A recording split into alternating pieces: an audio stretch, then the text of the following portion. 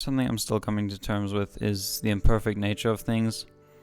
The fact that nothing is ever all you want forever.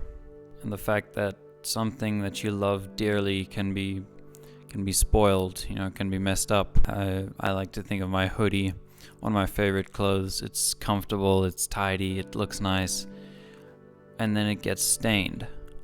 I can do everything in my power to avoid it, but sometimes it happens, sometimes it gets stained. I can blame anything or nothing, but it doesn't really matter. At the end of the day, my hoodie's still got a stain on it.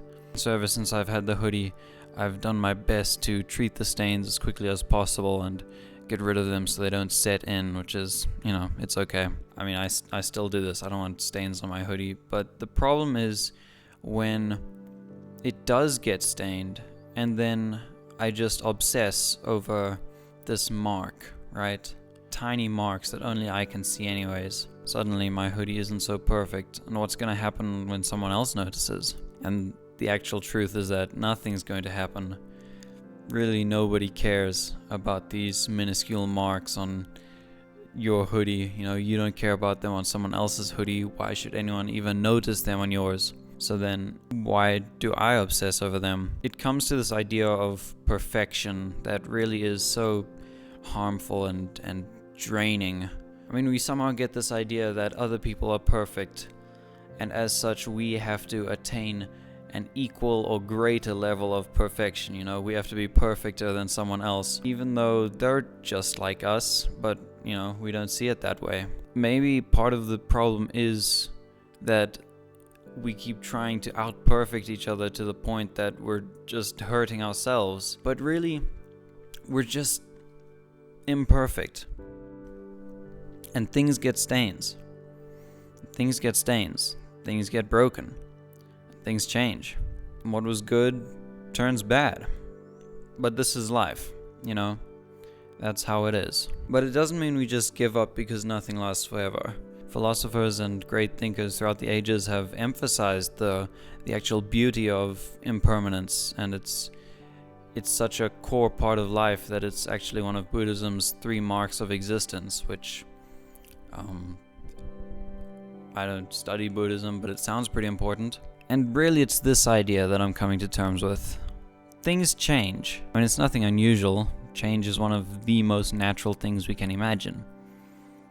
It's hard to imagine something that doesn't change. But though it's something we picture very easily, it's also one of man's great hypocrisies.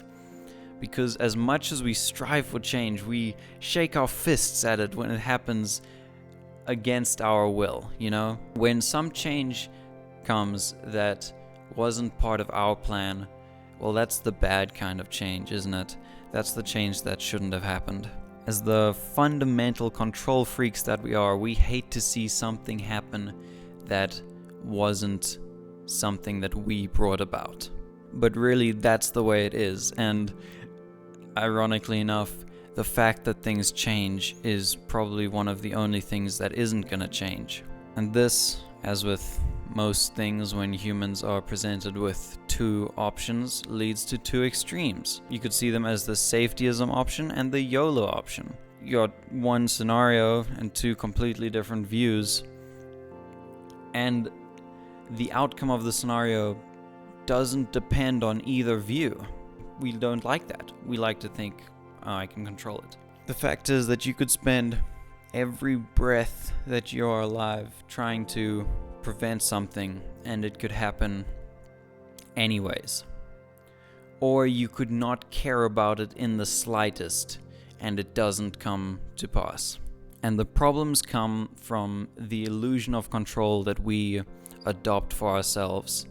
You see, when something happens that wasn't part of our plan, well, suddenly someone has to be held accountable. And the problem is that when we are in control, the only person we can point fingers at is ourselves.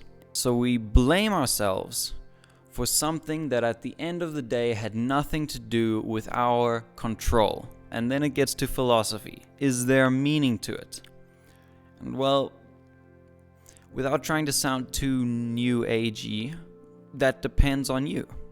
you can assign a meaning to it. You can believe that there's something bigger that we can't see, or you can believe that there's no meaning in it at all, and that in the end really nothing has any meaning, and that's up to you. I'm not here to share my stance on the issue. Heaven knows I'm not really an expert at any of this. I'm just trying to share what I've been going through over the past little while, and maybe someone else has felt it too. Things get stains, and sometimes that's all we really know for sure.